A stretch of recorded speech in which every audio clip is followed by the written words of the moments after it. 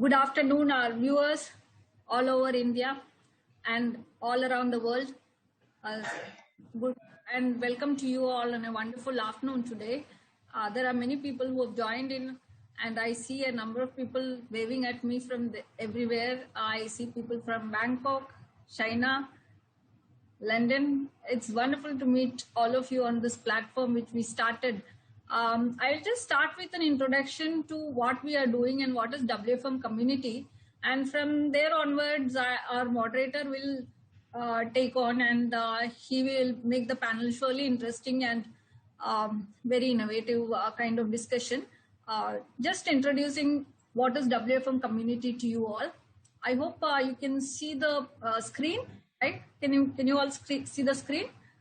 WFM community started with by WFM Media. We are trying to make it as the world's largest virtual community in the world for facade and fenestration professionals, connecting architects, builders, consultants, and all industry members, connecting brands with experts, keeping you informed on innovation, technology, and products in the market.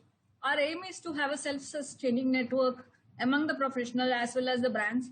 I think with the COVID, people are not able to move out and see what our products are in the market. Every day there is a new product coming in the market. So it's the time to rethink your business strategy and stay connected. So we are proud to be a medium between connecting the architects, connecting the leaders of the industry with the brands. So we are connecting all influencers with the brands mainly. So let me start with the introduction to today's speakers. We have very eminent 7 panelists among us. So starting with Binoy Kumar Das from Vietnam right now. He is an entrepreneur from Facade Concept Design, and he's the principal director of the company. He's been involved in various projects, and glass is his favorite subject. A lot of complex glass structures are built by him on high-rise towers, hospitality, retail projects, and he's been doing a lot of national and international projects. Our next speaker is Mr. Abhishek Bij. Welcome to the panel again. We had another presentation by him some time back. He's from Design Plus Architects. He's the partner. He did his MArch from AA London. He attempts to be an observer, critic, admirer of architecture, and he definitely writes a lot. He's provided a lot of articles and published a lot of articles in our magazine, as well as you can see all over in any architecture magazine. He tried to part his knowledge with students through workshops, design studios, research, and helping in thesis work. He's done a number of projects. You can go to our website and see the kind of work he's been doing. And our next speaker is Anand Sharma. He is the founding partner of Design Forum International. We have published a very nice interview with him. Please do read it in WFM Media. His firm started way back in 1995, rechristened as Design Forum International in 2003. You can see a number of projects in north of India as well as all over India. And he is a graduate from IIT Kharagpur. He's a very learned person and expert in architecture. Welcome, sir. Our next speaker is Mr. Sachin Rastogi. He is from Zero Energy Design Lab. As the name suggests, he works for net zero projects mostly. He's also from Architectural Association London. His design sensibility is very profound while seeing his projects all going, very, very sustainable net zero projects. We have published some of his projects in the magazine. You can go and read the projects like St. Andrew's Hostel, which is very, very nicely designed with natural materials. And his firm does a lot of painstaking research on sustainable architecture. Our next speaker is Mr. Vinayak. He is from the well-known firm Venkatramanan Associate based in Bangalore. He's heading the Pune and Mumbai region. His projects are very well-known. We were having just a discussion on his projects, and he's done the projects for Cummins, Kirloskar Brothers, and Lupin Research Laboratory. All facades are so very beautiful, and technologically, it's amazing to see those buildings. And our next speaker is Mr. Devesh Agarwal. He's from Studio Symbiosis. He's again from the Indian Institute of Technology, Roorkee. He's done some amazing projects like Hilton Kathmandu, Punjab Kesari headquarters, the ID Origins in Mumbai. All are showing geometric facades and latest technologies in facade and fenestration design. He uses new modeling tools for his projects for energy analysis and algorithms, and come to the design concepts. Welcome, Mr. Devesh. Our next speaker, our moderator, Mr. Ashish Rakheja, need no introduction. He is seen in almost every seminar or every event which promotes sustainability in India. So he is working for Eon Consultants now. He is also from IIT Delhi, done his graduation in thermal engineering, pushing sustainability all through, and net zero energy buildings too. He is working on wastewater and zero water townships. He works on a lot of platinum green projects in India. He is, you can read, this is a never-ending list of achievements Mr. Rakheja has. Now you can go to his site, Aeon Integrated Building Design Consultants, and see the kind of projects he's doing too. I'm handing over the stage to Ashish Rakheja to start the discussion. Before that, I will just introduce what is today's subject. It is adaptive facades, which is being discussed very widely now. Design, what are the design, the materials, and the tools to design and assess building performance and operations. Looking at the materials, future-proof buildings, holistic designs, examples of adaptive facade buildings, which are done by these eminent speakers, and various adaptive facade components, and what kind of future facades we can see. These points will be discussed in today's panel discussion. Here I am handing over the stage to you, sir, Mr. Ashish Rakheja. So I said, what a eminent panel I've got here with me. Each one of them is an expert in their own area, starting from a facade specialist, facade consultant, to the architects who are dealing with high performance buildings. Each one has very, very memorable projects to their names. And I think it's going to be a very interesting session, the next 1 hour, what we're going to be interacting here. The topic that we have is very relevant to the future, as we are now, just before this panel, we were having an interaction amongst ourselves, and we were discussing that the concept of high performance building is very much in the country at this point of time. In India alone, we are at a point where we are not only building buildings, but I love to say we are building cities out here. The number of buildings we do, and if you look at our ministers talking about it, we need to build one Chicago a year. That's the rate at which the construction activity is expected to happen. Yes, we all give a cynical smile when we talk about that, given the challenges that we face in our own way. But having said that, there is still a plenty of construction which is going on compared to when you see rest of the world. And fortunately for us, it's all brand new. So we got a blank canvas in front of us to draw. And that's what makes this whole thing very, very unique. Facade is an area which has been evolving very, very fast. If you see the last decade itself in this country, the way the facade, whether it's the material, whether it's the expertise, whether it's the technology, there's a lot which has come into it. And there's plenty that needs to be done in future. As we enter into the era of, as I love to say, the net zero energy buildings, the carbon neutral, these are terms which are being thrown around, and that's where facades take an important role, because that they themselves need to contribute. So, not taking too much time, I think it's important that we get into the subject, because our panelists are all ready to go. And let me start by going straight to Binoy. Binoy, who's a facade consultant and an Indian, but he's been working all over the world. So we have a very unique combination available to us, a person who has worked in many parts of the world, including India, and runs today nearly 6 offices in 14 countries, as he tells me. So we can know a lot from him. So Binoy, let's start by the first thing. Define the term adaptive facades for us. What does adaptive facade mean exactly? Okay.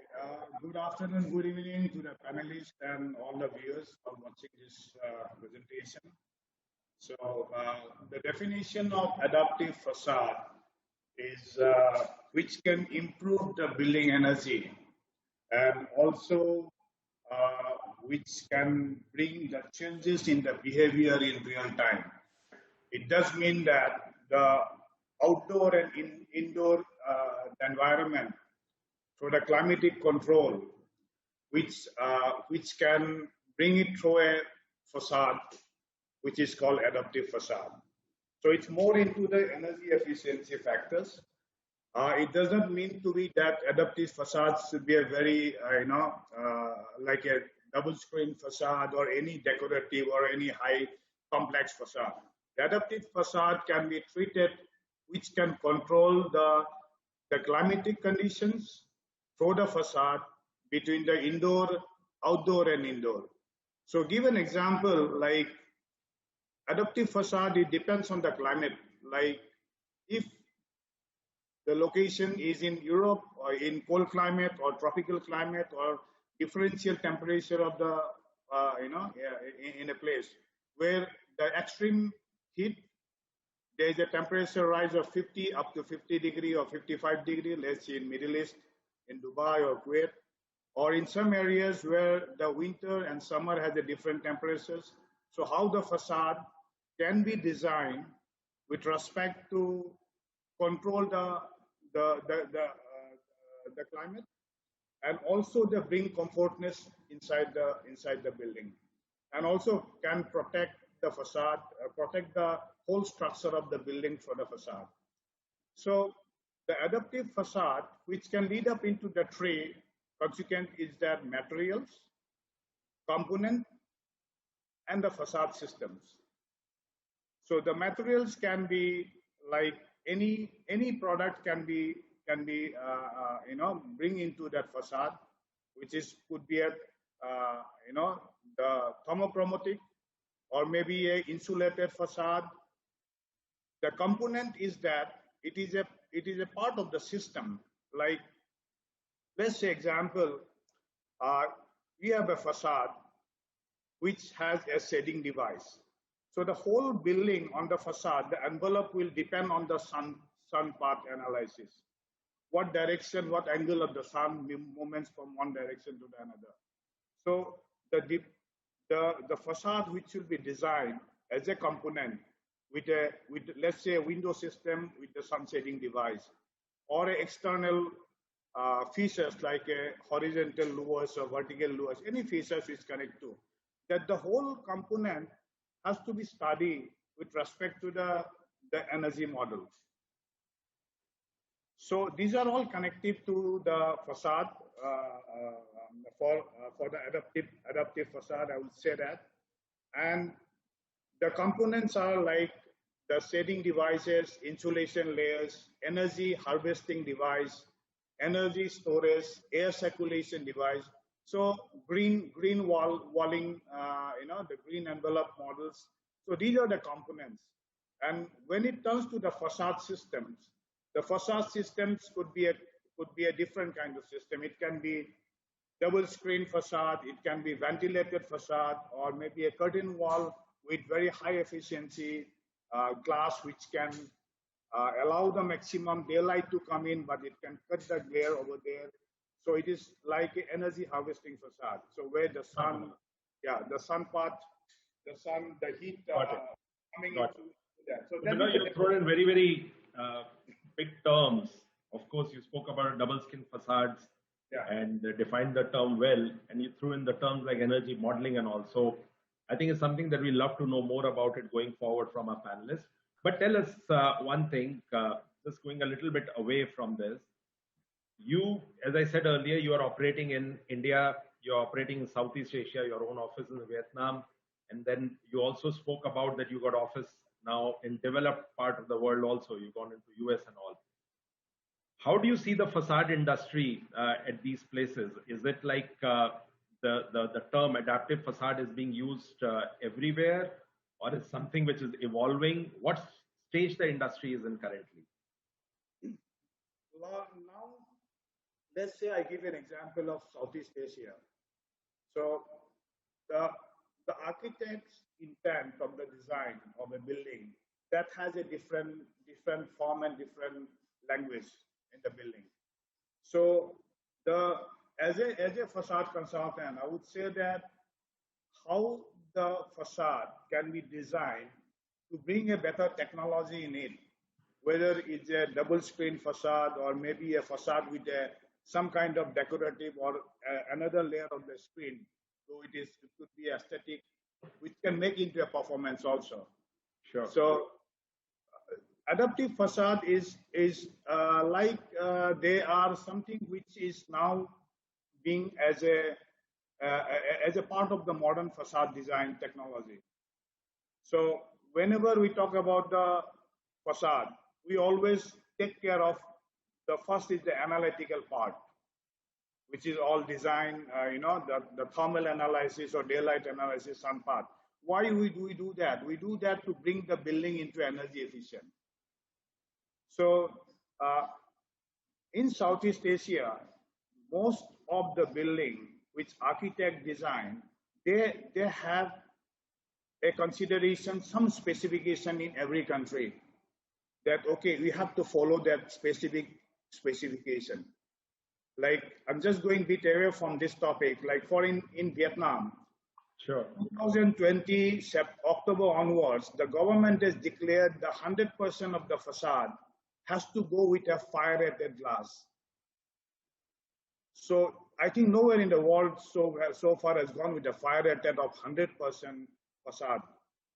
So it depends on the specification. So in these regions, probably the specifications are all related to bringing the facade into an energy efficient, the comfortness inside the building, and the durability of the structures and the building. Okay, just tell us briefly, how do you see India with respect to facades when you compare it with the rest of the world? Where are we standing at this point?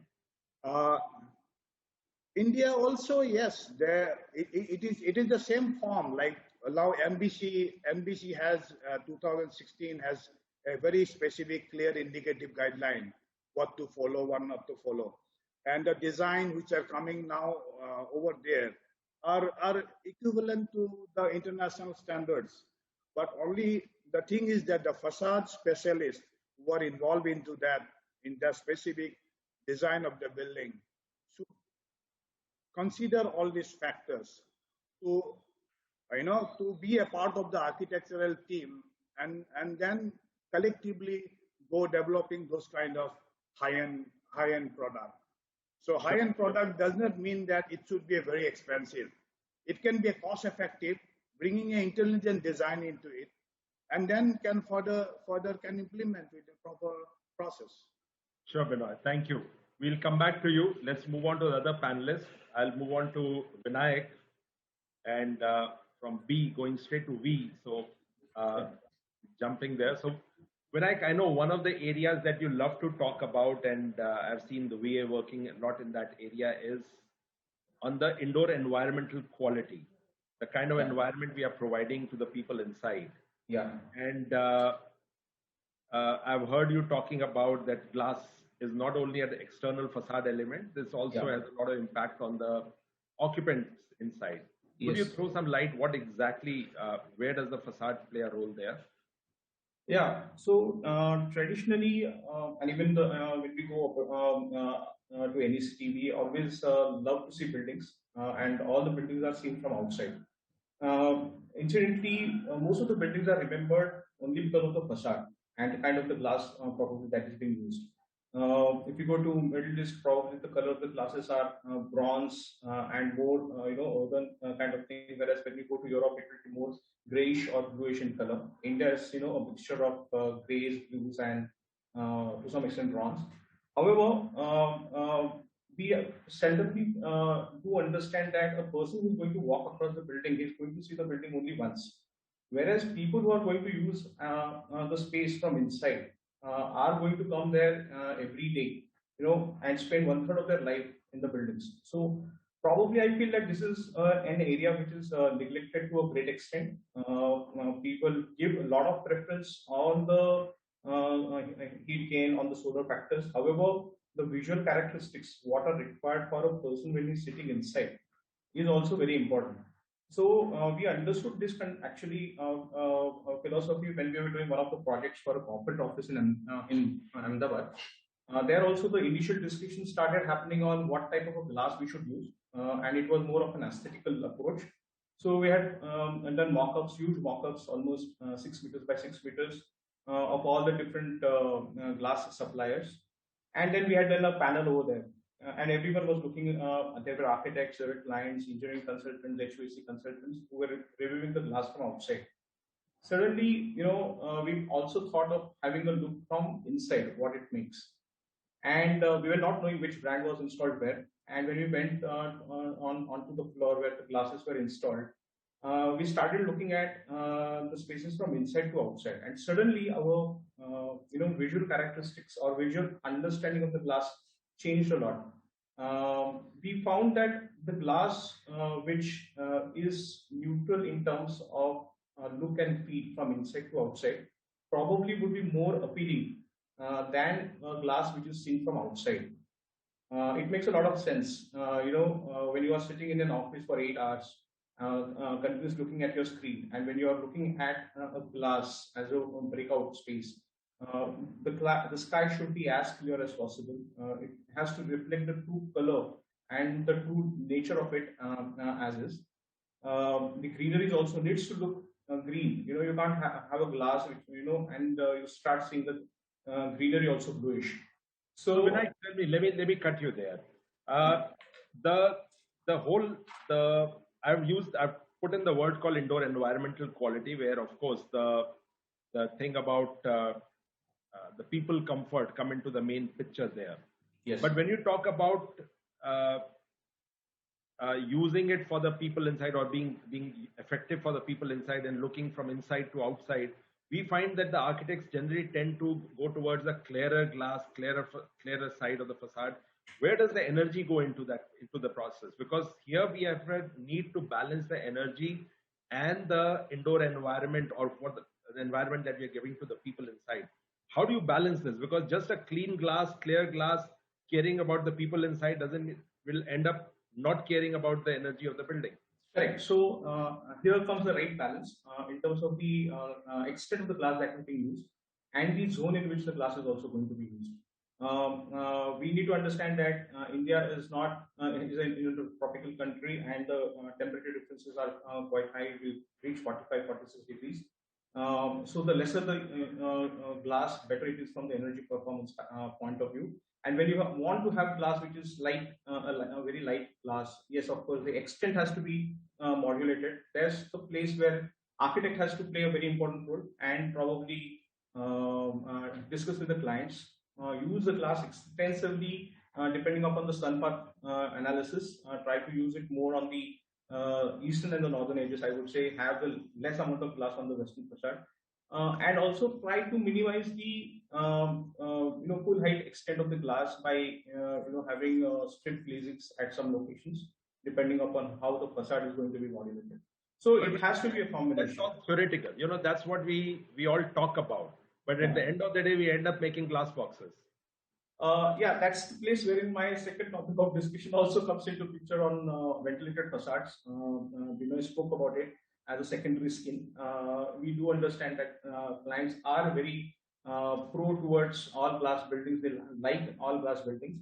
And since the past 16 to 17 years, we have been trying to use double facades or ventilated facades also to a great extent, which tries to address this addresses this problem in a very simplistic way by using different materials. It's not only glass. We also try to use urban materials like the clay tile, which are dry fixed onto the facades. It has got dual advantages. Since it's dry cladded onto the facade, the heat load on the building reduces to a great extent. There's a natural barrier which is created. We have seen that this inadvertently long time back in 2003, 2004, where simulations were very rarely done. We had used clay tile as in combination with the glass in certain locations, and the heat load on the building reduced to a great extent. In fact, it won the Best Emerson Cup Award also in energy conservation. That prompted us to go in for another exercise wherein we had the double skin fixed almost 900 millimeters away from the main facade. It's not expensive. People always feel that when you have a double facade, probably cost doubles up, but it's not like that. The inner skin can still be very, very cost effective, while the external skin can be simple glass. And of course, then we can look at the Venturi effect when we can have the cutouts at the bottom level, the heat rises to the top, and then the entire building starts breathing. Due to the secondary skin, the main primary skin will always be under a shade. So probably the heat load on the main building reduces to a great extent. This is, I think, a combination of these things could play a very important role when we start designing buildings. And they have been, very well adopted, and some of the buildings have been. Where have you used these double facades at this point? Okay, there are a couple of projects that we recently completed. One is KPIT. One is the Cummins headquarters Research and Development Center in Pune.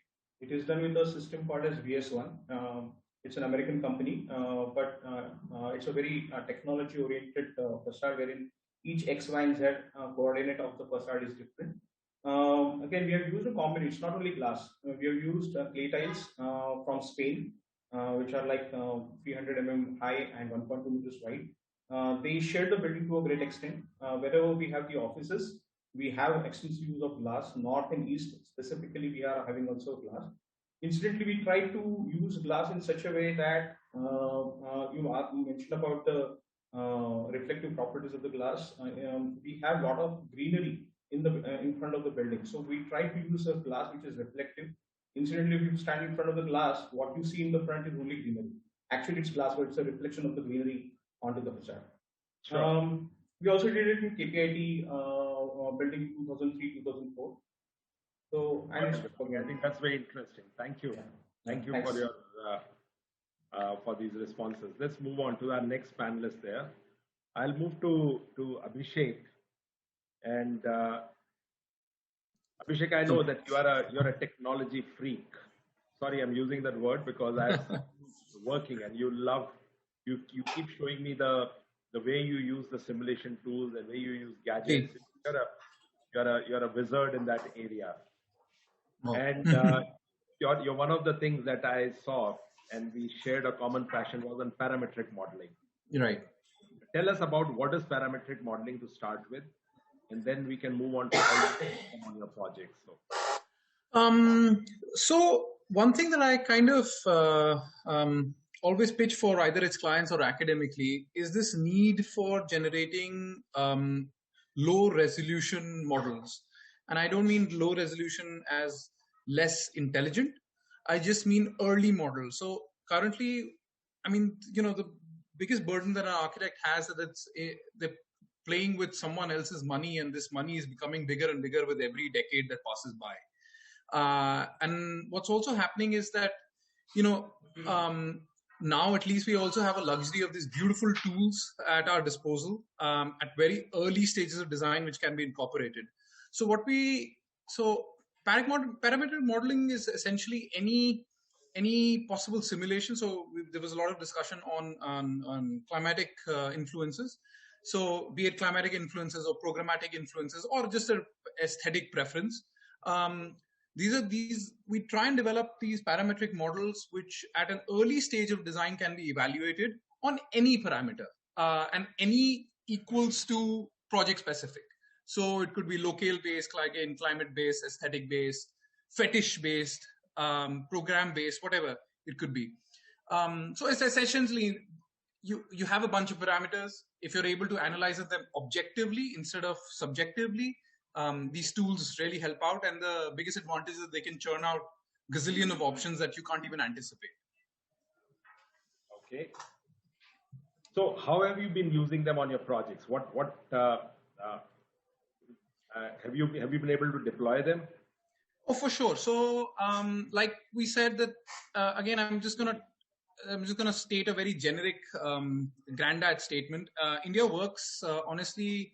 The construction industry in India works at a very different economics, right? So this luxury of having double skills or optimized facades or DGU systems and heavy facades may not be a very mainstream yet.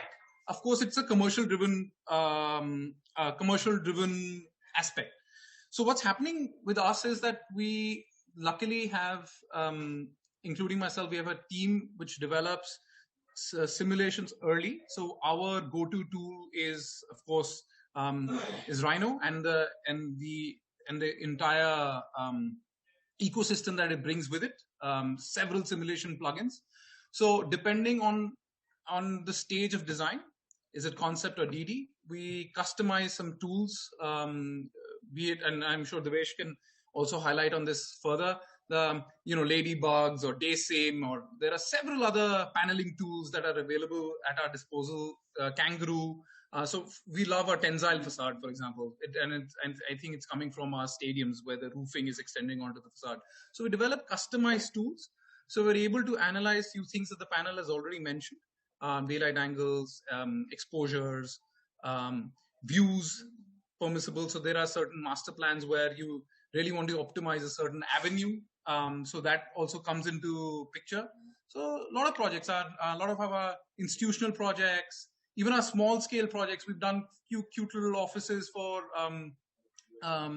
single clients where they were excited to develop these alternate facades as well. So yeah, so I mean, tell us one thing. Okay, I understand that you bring in these concepts and great tools. You love to use technology, but at the end of the day, you're talking with respect to aesthetics. Right. How do you balance the aspect of energy and performance, and that what Vinayak brought out in terms of how does it look from inside to outside? Where does that element built into this? When we talk of high performance, we talk of adaptive facades, we need to look at all those aspects. Correct. So there is always a bargain between a bottom-up approach and a top-down approach. I honestly will challenge any architect which says that everything is organic and the system behavior or the performance is our only criteria for deciding a design. I honestly will challenge anyone. So there is always a top-down fetish that an architect or a client wants to impose a certain look, a certain feature. And of course, you measure those with these tangible, objective, binary outputs that your simulations are providing. So you can assess, you can literally assess visibility, you can assess exposure. So it's a back and forth. So what we're doing is when we are developing a tool, the tool is actually a system generator. So it will give you, like, let's say 100 options with its tangible outputs. The cost is going to be so much, the material consumption is going so much, the glare is going to be so much, the radiation is going to be so much. And once you alter each and every parameter, you're probably able to get a optimized output.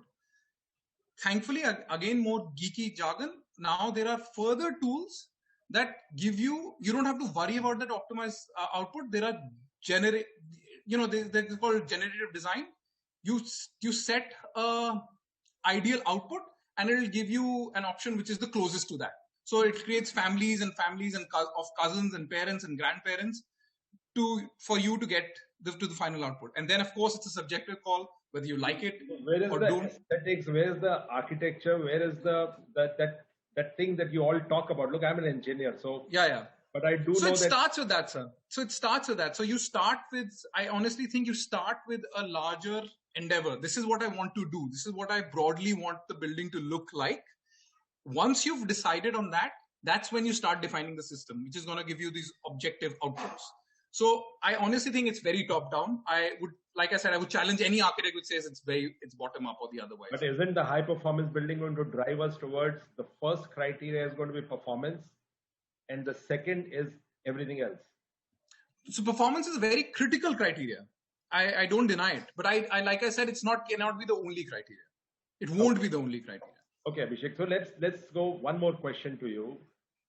You talk of now parametric brings to my mind the complicated facade elements which come into the picture because they're all performing in nature. Right. If I'm drawing a fin, that fin has a role to play Right. at certain hour of the day, something it is doing. Right.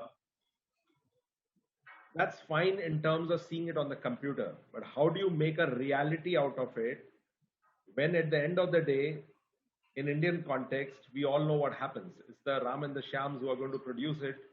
What happens then in that case?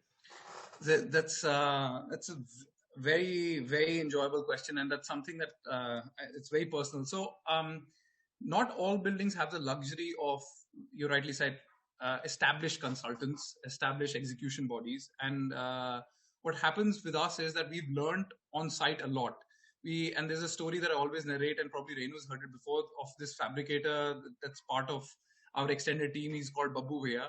And we gave him a very complicated folded facade for a factory west-facing glazing and a second skin on that. And we were churning out these crazy, azimuth angles and joinery details. And his mind was completely boggling. And he turns down to us and says, Bhaiya, can you just provide us this point and that point? All he was asking was XYZ and not bothering him with this crazy maths that the computer was generating out.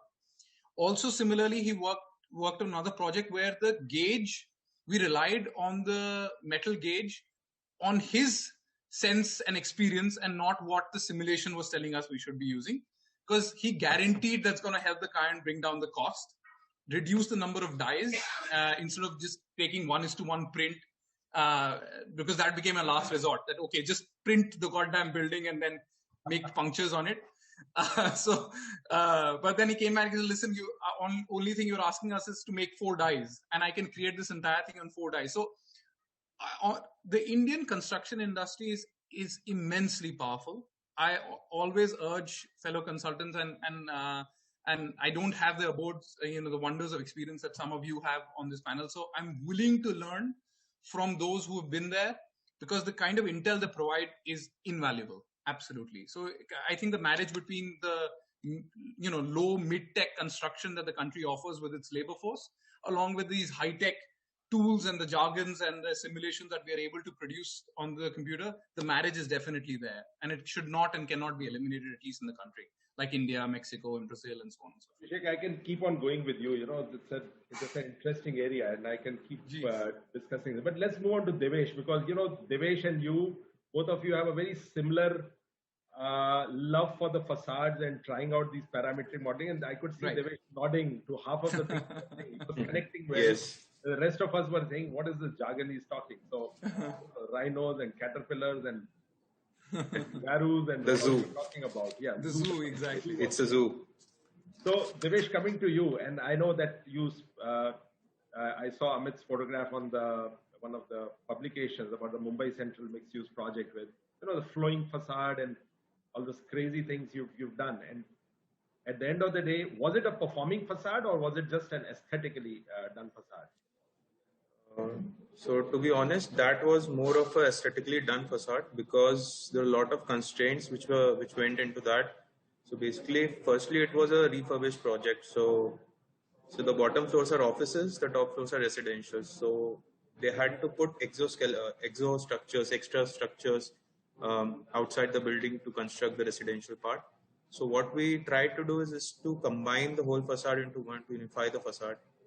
And the budget was also a very big constraint. So it was an aesthetically designed facade. But what we tried is, at the offices floors where the streaks flare out, we tried to create openings. We tried to create punctures for the office buildings so that they have a visual connect, as well as there is some daylight which is coming.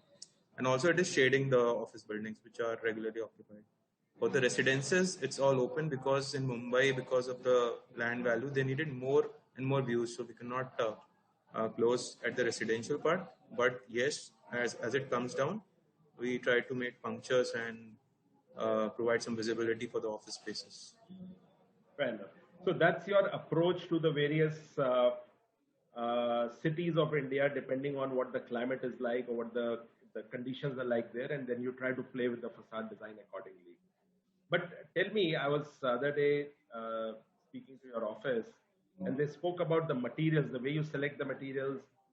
You do have some very high-end facade designs to a very low-end facade design, and you were trying to relate it to the place where you're constructing. So tell us a little bit more about that, and then how do you ensure constructability of these things? Like even the Mumbai Central project, with that flowing thing, how did you make that reality, that design into a reality? What goes into mind when it comes to materials, when it comes to workmanship? So as we start, suppose we are starting a project. So in the initial phases, we are not looking that much into the constructability because we do not want to limit our creative process in that. So it's we have initial ideas how to go about it, how it will be constructed, but to bring the geometry to a constructible point, we take it to the next level. So we have a lot of collaboration with the facade contractor and the facade consultants. And basically the idea is to planarize the surfaces. So as planar the surfaces get, the cost will reduce in that way.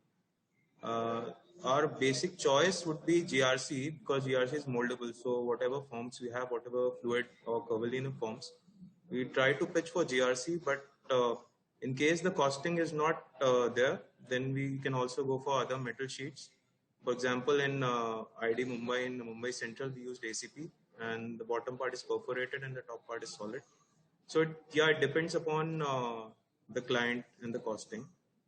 And for suppose we take Punjab Kesari as our project, so in that we try to amalgamate the Jali architecture which is there in India and try to shade the double skin there and to reduce the energy, the solar gain which the building has. Sure. And tell me a little bit more, like what Abhishek was talking about, the parametric modeling and all. You also deploy that on your projects? Yes. We also deploy this. How do you balance the aspects of, again, the energy, the indoor experience, and the outdoor aesthetics of it? How do you balance that out? So the thing with parametrics is it's very important how you define the problem. So you may not like to optimize each and every variable. Suppose you have 10 variables, you have aesthetics, you have energy, you have ventilation. You might not like to optimize all of them. You might suppose you take aesthetics and you take heat gain and you try to optimize those. You may optimize for views. So it depends upon how you define the problem. So in Punjab case, your two main aspects were heat gain and the visibility. So in that way, we try to optimize. So we try to condensate the problem to minimum number of variables and we try to see how we reach the output. Sure. And last question to you on this, Devesh. Facade also has a bearing on a lot of other elements that go into the building, right? From HVACs to the design of various things, from lighting and all. And ultimately, those needs to be also taken into account, and the benefit of the facade design or has to go in there. How do you ensure the integration of all the design element, or other designers, let's put it this way, into the project to get what the facade is? You design a beautiful facade, you design a performing facade. How do you take the benefit of it ultimately? Sorry, I'm not clear with the question. So I'm saying that how do you pass on that benefit to the other project stakeholders, which could be consulting engineers or it could be lighting designers? How do you pass on that bit? Because then only you get the true benefit of the performing of the whole facade business. I mean, how you transfer the geometry to them? That the knowledge, or rather the gain which is coming out of it. Right. So we always push for our consultant, we always push for them to have at least one 3D guy with them. So we generally work on 3D parametric softwares. So generally we push them to have at least one guy who can like transfer our 3D geometry into their 2D drawings. Otherwise, what we have been doing is converting those drawings by ourselves. So like planarizing it ourselves and sending all the drawings through. Sure, Devesh. So thank you. Yeah. Okay. So moving on to you, Sachin. And Anand, I'm saving you for the last because you're the most seasoned amongst all of us. So we like to keep you the wise comments to the last. So that's why we are saving you there. So Sachin, coming on to you. I think I'll first take this question again with you, Sachin. If you heard what I was asking, Devesh. Now you also into your company is called Zero Energy Design Lab, and your passion has been the net zero energy or high performance buildings. So while we are concentrating a lot on facades, which as an architect you are doing that, how do you ensure the benefits of that or the knowledge of that is being passed on to the remaining design members, which is like a HVAC consultant or a lighting designer? How do you ensure that? Because till then you'll not get the true benefit of what you've designed. Yeah, so I think that all of us know that facade design, basically what is the need of a facade is to provide a controlled environment inside the building. So performance has to be the primary factor why the facade is anyway there. So that cannot be neglected. And anything, before, we conceptualize any project, we don't see facade as an add-on process, which, you design a building and then you try to add a facade to it. I think that facade is not an element, it is a space. It has to be seen as a space by architects, which is kind of a missing link, from the, especially in the countries with extreme context like India, where the temperature varies from 45 degrees outside to maybe as low as 8 or 10 degrees during the winters. So when you have such extreme changes, you cannot have a facade. You need to have a space. Imagine a facade to be like, the building is your body and facade is like the layer of clothing. And the way you keep on changing your clothing, you choose your colors, you choose your permeability, lightness, insulative level, that is the level of understanding facades needs to have. So, somebody in Europe will wear a jacket with no space, a body hugging jacket. Somebody in Dubai will wear a white, I don't know what is it called, but, their traditional thing, which has, a lot of space between the body and the clothing so that the air can be there to feel cool. So I think that the facade needs to be treated as a space. And if you treat facade as a space, then you will question the primary idea of, do we need to cool the building at all? Why do we need cooling or heating or any performance for the building? First we're creating a problem and then we are trying to solve it. The building actually doesn't need any cooling if the environment outside, which is the microclimate outside the building, the envelope or the space I am trying to call outside the building doesn't really heat up the building at all. Yes, there are internal loads. Yes, there are other loads within the building which needs to be looked at as well. But can the space be designed outside, instead of cooling the building, which is a humongous volume? Can you actually cool or heat the facades? Can they become the air conditioning elements? Can they become the heater? Can they become ventilative skins? Can they become shading devices? So there is a very, very interesting way in which we can look at this third space between the first, which is outside, and the second, which is inside. The third space, which is not really being very well explored, aesthetic values, aspirations to look at, permanent finishes. And by the time you're done with the structure and interiors, there's not much left financially to actually, look at this aspect of the building. But I think that if you first look at this aspect and then transfer the knowledge, as you are asking me, that how do you transfer the knowledge? So if you are able to transfer the knowledge, you will save a lot of money from interiors, from HVAC, from lighting and other things, which can actually help you build the facade. Even an expensive facade can be integrated in a complex. So we look into the U values. We target U values on day one. We target daylighting levels. We target, diffuse radiations, which is one of the major aspect which most of the designers kind of overlook. Even we have seen people exposing buildings onto the north, saying that there is hardly any radiation, so I'm putting glass facades over there. In hot countries, diffuse radiation is almost 60% of, with respect to the ratio of the direct, and they can heat up the building very well. So, that neglection and that not understanding of those aspects can hit your facade in a big way. So I think that there is a lot of take which facade can give as an input to the engineering team, and those values, when defined upfront, give a lot of understanding of how should we go about designing this HVAC system or lighting design or anything else. Excellent, Sachin. I think that's very, very interesting things you have brought out. Something that is very close to my heart also, and love to talk on those aspects. But let's come to specifically the zero energy buildings that you do, because your area of specialization is there. Yeah. How have you been effectively using the facades to achieve that goal of the zero energy buildings, and what is the role that the facades have played for you? I think that we have still not been able to use the facade to the best of its potential. I think that because of the limited understanding of the client also, which we need to work on as an you need to be an educator first rather than a designer, to first educate the team about why are you thinking in a particular direction and what are the long-term benefits.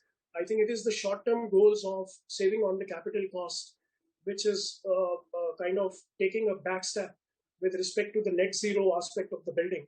And then the government not really coming together and becoming a buddy in the process of the net zero aspirations of the construction industry, which is again a step back. So I think, but as a designer, when we look at facades, as I told you that if you design a facade where you don't look into the context of where you're designing, like India, where predominantly the discussion today has been about what quality of glass, what color of glass, and how should we integrate glass or other such permanent finishes. But I challenge the applicability of glass in such climatic zone. Do we need that?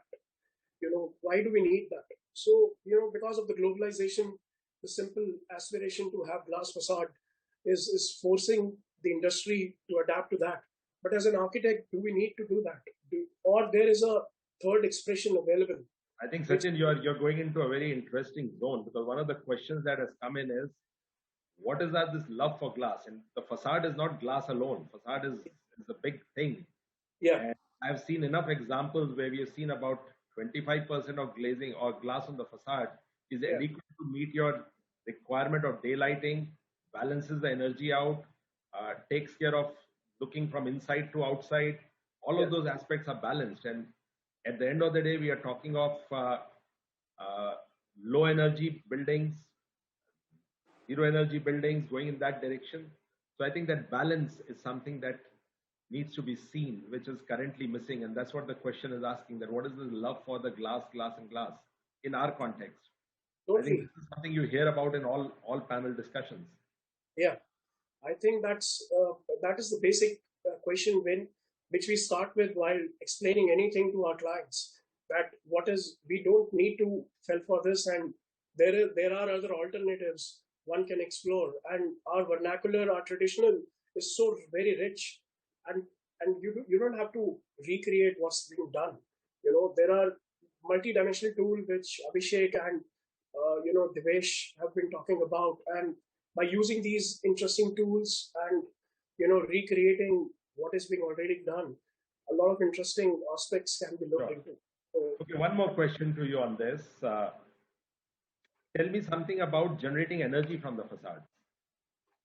Yeah, that is something of great interest to me. I mean, like Abhishek said, that every day the cost of these projects are increasing by multiple folds, and it's high time that architects and everyone else in the construction industry must look at how can we create a product.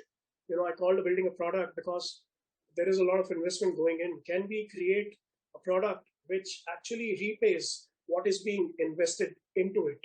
So the building has a life cycle of 50 years, and there is a lot of maintenance and other things which is required for a building to survive 50 years. If we can cut down on that, if we can cut down on the bills and other things, then there is a lot of saving which we can see, or you can call it a building construction payback. And that's where I think because of increase in density, your facade area is more than your roof area. And that's where it is becoming very, very critical that the use of the solar and the energy generating tools like micro windmills, solar panels, and other things. Because I think none of the renewables are good enough standalone. There needs to be composite use of multifold technical things which can produce ideal amount of energy within the limited surface area which is being provided in the building. And that's where facade becomes very, very integral part, where you need to extend your hands and integrate these energy creating solution as a part of design. Sure. And And last question to you on this, Sachin, just to, Yeah. how far are we from that in India? I think we are quite far because, the understanding with respect to the client and, the supporting industry is also not really pushing that hard enough. And even though I've seen many, many places where this has been looked into, but I think in next 10 years, after 10 years, we won't be really discussing that. We'll be discussing the application and better products. Thank you, Sachin. Moving on to Anand. So Anand, I was trying to create the background for you because I've also heard you talking about innovative passive sustainability strategies like walk to work, self-shading facades. I think I've let you speak and elaborate on what exactly do you mean by that and what is exactly, what can the facades do there? So, as other architects behave, I don't know how other people approach it, but we don't think of facade as a different element to a building, right? When you design a built space, there is any particular solution that you're striving towards. Facade is one of the many tools to take you closer to your, perceived reality, the objective reality that you're trying to achieve through that building. So, for us, facade is one cog in the large wheel of creating a built environment. And one running thread of philosophy and a thought. It could be passive sustainability, it could be ethnicity, it could be responsiveness to context, it could be energy efficiency, it could be promoting the local craft and culture. One thread of design has to run through the entire build space. And facade is one of those tools, one of those many tools to take you to that vision and take you to that end product. Ever since sustainability became the buzzword, or let's say the Bible to adhere yourself to while designing a building, we have always been talking about how the passive steps towards achieving sustainability have to be ingrained in the way that you envisage a building, the way you visualize a building. For us, designing a building has always been about trying to bring in strategies which take a step away from the oft practiced practices like energy efficient glass or shading, etc. Why not talk about something which has been ingrained in our culture for ages? We've always been walking to the places that we go to. We've always had courtyards. We've always had monuments which are self-shading onto themselves. We've always had masses which give enough thermal mass to the building to reduce the need for cooling or reduce the need for heating. Why not make the design of the building in such a manner that the active intervention is necessitated to the minimum? Why not design your envelope in such a manner that the design itself takes you to 80% of the desired level and the active interventions take care of the remaining 20%. So some interesting buildings that we've been doing of late have been focusing on how to use the mass of the building itself to bring the thermal mass that is desired for effective ventilation of the inner build spaces. Number one. Secondly, we've been talking about walking everywhere. Why not promote walk to work within the building? Why over reliance on vertical transportation systems like lifts or escalators? Why can't you have buildings which you can actually walk all over? And if they are in picturesque locations and friendly climates, why not have buildings which actually give you the chance to be able to walk on it, walk around it, or probably walk on the facade? So these are the kind of design strategies that we're trying to bring to the fore. On the facade, can you explain that more? Yeah, so there is this very interesting building that has just beginning to get constructed in Guwahati. With a lot of media platforms have already started covering it. It's a tech tower for Assam Electronics Corporation.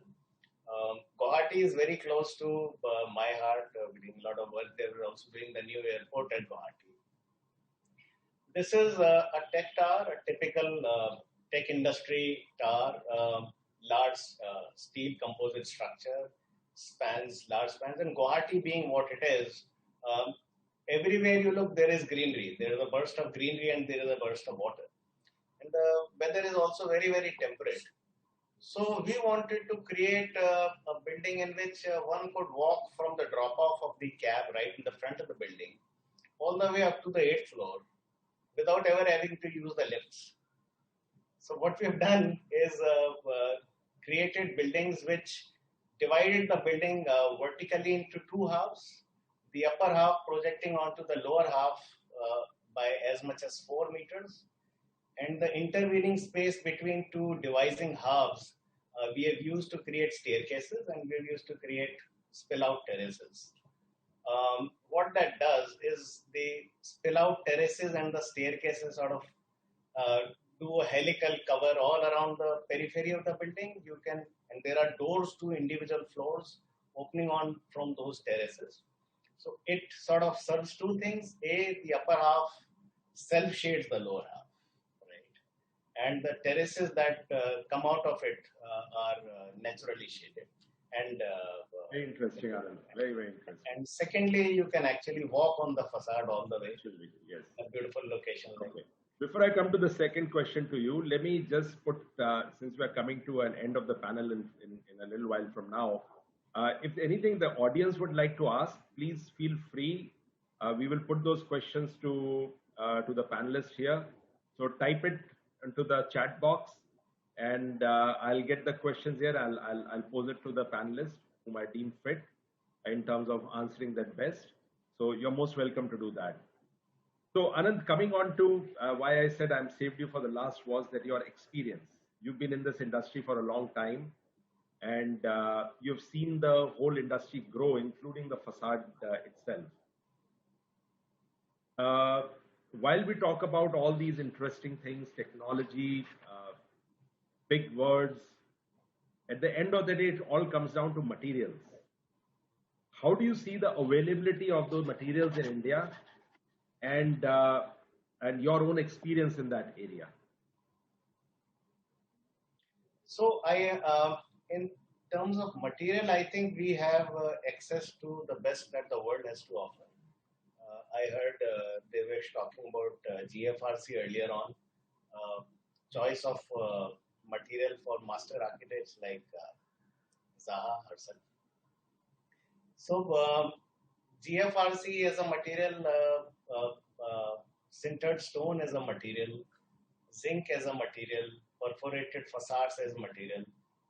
All these materials which are at the cutting edge of facade designs across the world. I think we are fortunate to have access to those here in India, and courtesy brilliant facade designers like Binoy and a couple of other facade designers that we're working with. We have access to the best that the world has to offer. I think India has a very, very distinct advantage of having a great heritage of naturally occurring materials already. Right? We use stone so beautifully.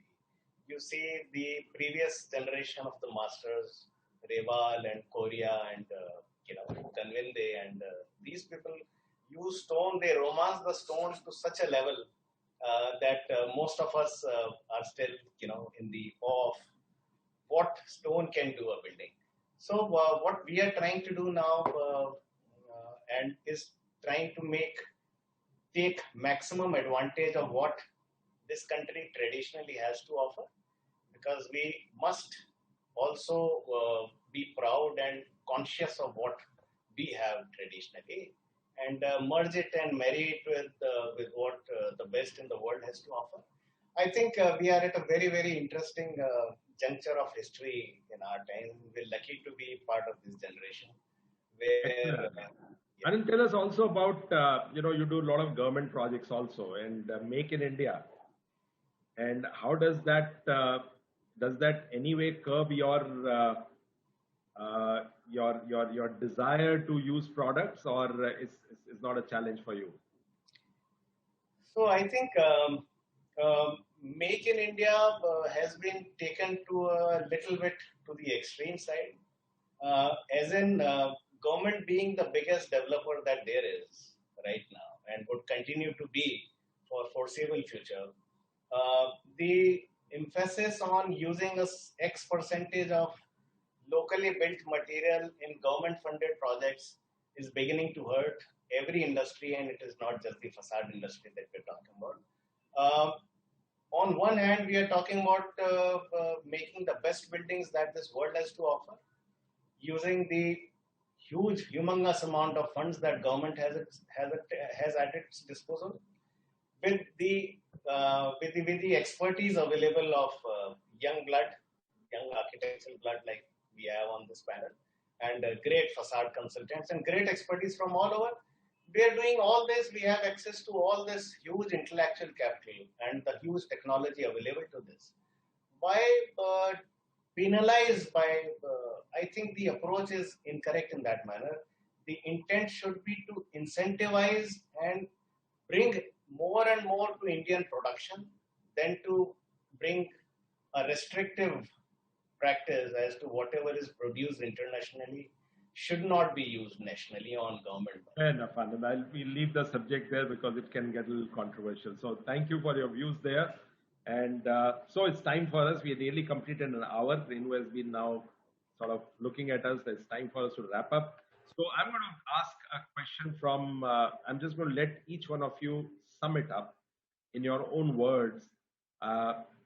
Going around, how do you see the future of facades? What are the future technologies that you're going to see? What we need to do with respect to India, your views about it. Let's hear your words on those. And I'll start with Binoy because you have that advantage of doing international and India work also. So Binoy, you need to unmute yourself. Your last words on the subject today. I have heard about the facade and from the other architects how their views are. I would strongly say that the facade which is created, the concept by the architect, and they have some kind of some kind of language over there, like in terms of your energy efficiency, in terms of aesthetic.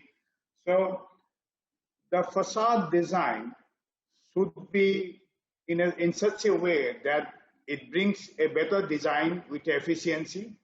It's not only the glass. I've heard also that how the visibility from inside to outside on the glass. So the facade design has to be in line with the requirement, and the constructability should be as per the design. So as I said in the beginning, the specification by a team of architect and the facade specialist has to derive in such a way that it covers the whole requirement of the building in terms of the performance is the main factors. So we talk about the glass, and when there's a facade, the building has some kind of energy simulation, but the energy simulation that's related to the external envelope of the building, which is facade. And facade is not only a glass, it's a combination of aluminum system, the glass, the aluminum cladding or perforated or GRC or whatever is that. The end result is to get the building thermally controlled, energy efficiency, and then also the weather protections.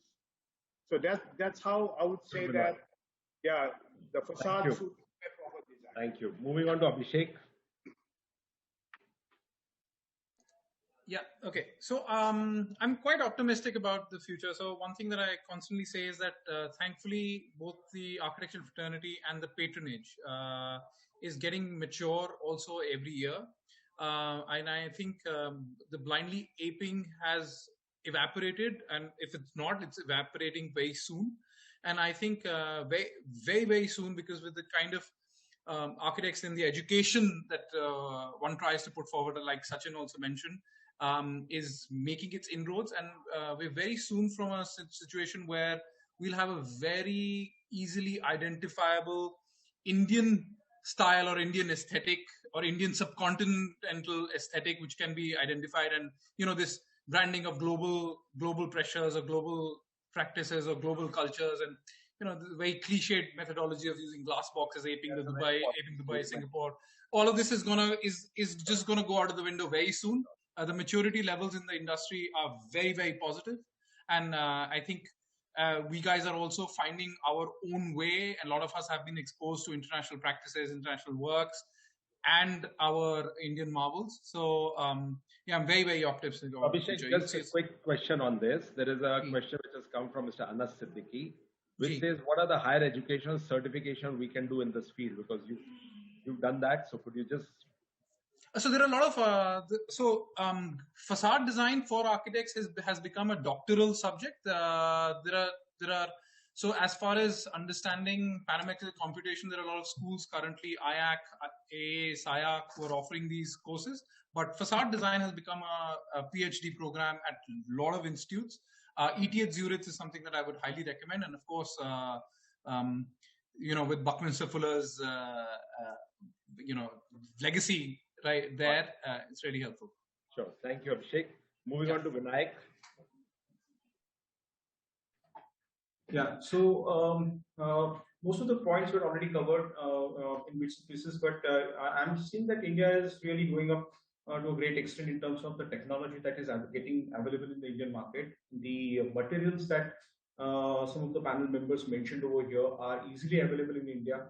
Workmanship, yes, it has to improve. There is a lot of scope for further improvement, and a bit of a professionalism has to come into this industry, especially when it comes to the contracting.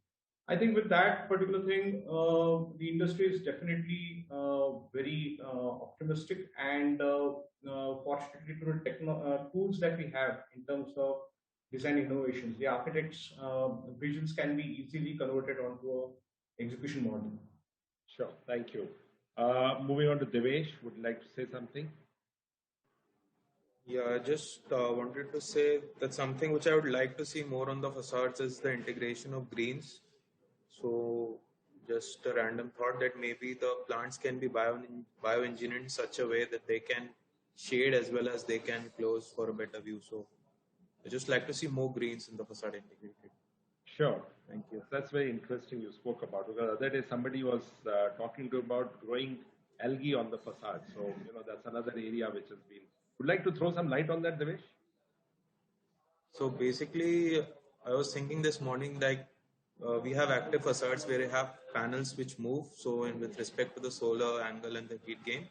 So instead of that, if we have, suppose, a plant because plants also react to the solar angle. So the plants it can bloom during if the solar incidence is high, and can close when the solar incidence is less. So just a random concept. No, thank you. Sachin, coming on to you. Tell us something about biomimicry also, Sachin.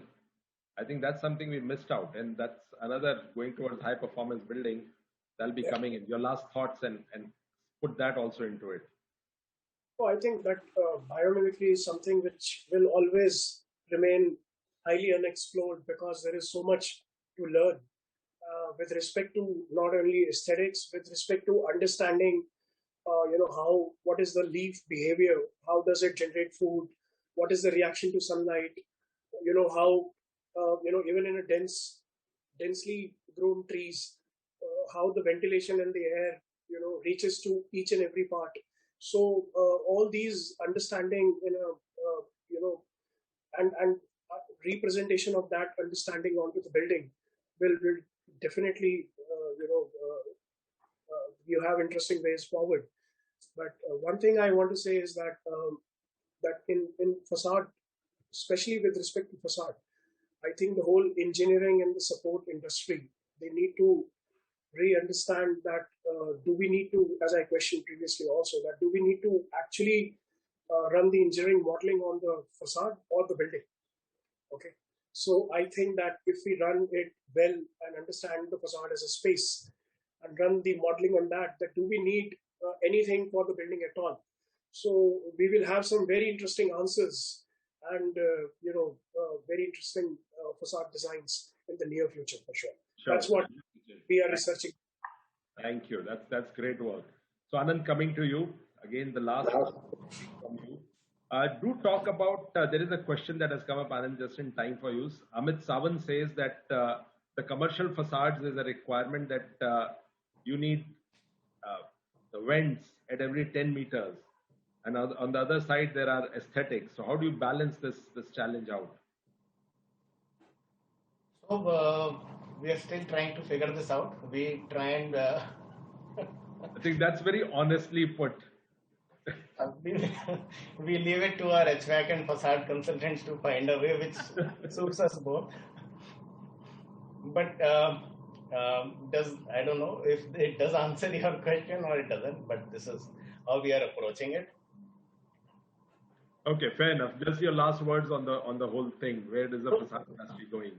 Right. So this is 20 years back, when advantages of multi-speciality engineering consultancy firms like where you were was under one roof, we could be talking about MEP together, and they being cohesively tied up into one identifiable goal.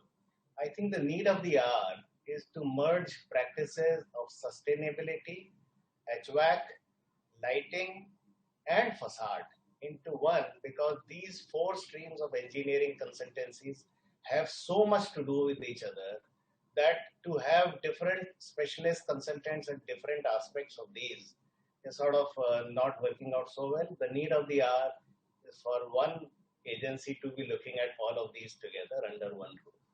That's food for thought specifically for you. You put a target to me, Anand, right? Right. So thank you very much to all of you, all the panelists. It's a wonderful session. I enjoyed this, listening to all of you as a learning for me too. There's very interesting aspects that have come out today. And while we have got technology experts, we're talking about high-end facade solutions, but at the end of the day, constructability of them in India, you come down to the to our local, I would say, craftsmen in their own manner, because what Abhishek brought out was something, an eye-opener, that they could create the complicated facades, complicated geometries out of their experience itself. But having said that, I personally feel that we are just at the start of realizing the potential of the facades. The projects that I work on, even though we do a lot of these high-end simulation tools, we got facade consultants working there, architects thinking about new ideas, but the marriage of them in a true sense to get what we want out of the facade is still not happening. And that's another question that came up in something similar in the direction that, that integration is not there. And Anand sort of summed it up by saying that there is a need for somebody to integrate, and somebody needs to do that. Because these are all specialized areas. The benefits that come from one element being passed on to another element needs to be seen. So I think the facades are at a very nascent stage of evolution to a performing level that you would like them to see. Having said that, when we hear about terms like carbon neutrality, we hear about terms of net zero energy buildings. Government of India is gearing towards it. The private industry is asking for it. The green building councils of the world have come out with the rating systems for energy neutral, for carbon neutral buildings. Facades do have a role to play. In fact, this morning itself, I'm looking at a ASHRAE draft standard, which had just come out in the market on testing methods for carbon neutral and energy neutral buildings. And the facades do have a role to play. I do want to mention there is also a work being done in terms of building energy performance standards, because how is the building energy going to be there? So far, the definition is only around one term, which is the EPI, Energy Performance Index. We talk about kilowatt hour per square meter per year for the building, but we do not get into the subsystems, that how are they performing.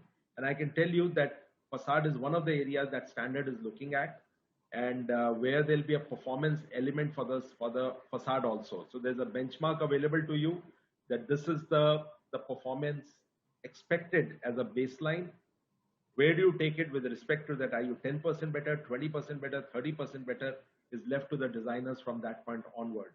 That puts a very clear focus on the facade, which with its bearing on the rest of the building design. So there's a lot of evolution. As I said, I'm personally foreseeing the next decade is going to be very interesting for the building designers, very challenging for the building designers. The integrations are bound to happen. We haven't talked about that we want a true performing facade. There is an integration of need for designers, for executors, and for the materials. They all need to come on the table right at the beginning or the initial stages of the project itself for us to get the true benefit. But having said that, I think this topic can go on for another hour. We don't have that time. So thank you again, and namaskar everyone, and over to you, Renu, for the last remarks. You're on the mute, Renu. Yeah. Thank you so much, Ashish. That was a wonderful session, very nicely moderated by you. Thank you very much for asking the apt questions to the architects, all very eminent and experienced panelists. Thanks a lot for being here, all architects, all panelists.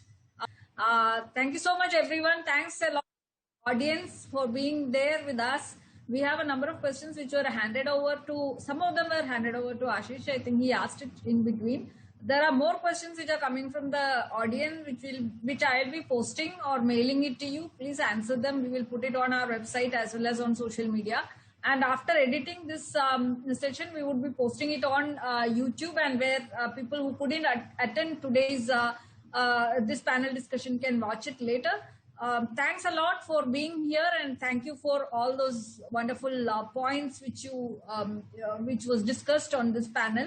Tomorrow again we are having a very nice discussion that is on facade contractors, the difficulties faced by the facade contractors, again where they face a budget. There are the top 2 facade contractors in India will be discussing or debating. So it would be a very interesting session again. Come online at 4:30 tomorrow, same platform. Please be with us and listen to what they say, and be with us for all our events and initiatives which we conduct very often. Thank you so much. Thank you very much. Thank you. Thank you very much. Thank you. Thank you. Thank you, Ashish. Thank you for doing this. Thanks, Ashish.